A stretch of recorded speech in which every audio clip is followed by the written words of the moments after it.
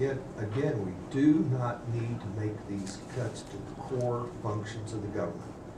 Education represents 45% of all the spending in Texas by the government. And again, we make these across-the-board cuts to things without first looking at gaining efficiencies in how we spend money and looking at fraud, waste, and abuse, where we can eliminate programs, eliminate entitlement programs, and there will be enough money. Thank you. Mr. Akers. I think that the funds that are generated through the Permanent University Fund should be totally directed and used for the operation of the universities. And if that is done, I think that we need to allow them to be somewhat autonomous instead of trying to dictate and have all the mandates that we do to the state universities.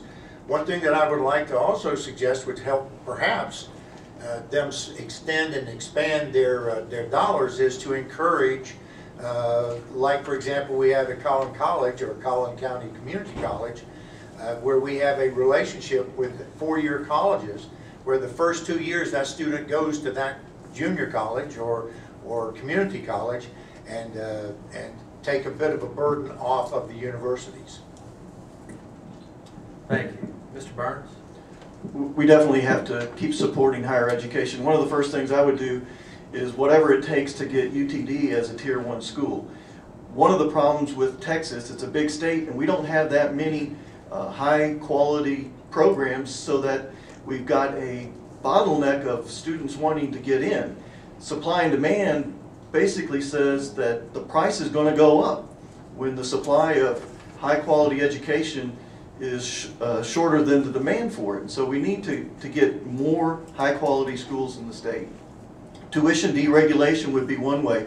That way you can get the universities to massage their cost to their income and make them a little more reliant on their own P&L as opposed to from the state. The other thing I would do is maybe make a requirement that professors teach a little bit more, and if they're doing research, then that should be funded through private means. Thank you. Mr. Leach? This issue is very near and dear to my heart. I was student body president at Baylor University for 2 years. I was chair of the Big 12 Student Leadership Conference, meeting with student leaders from all the Big 12 schools.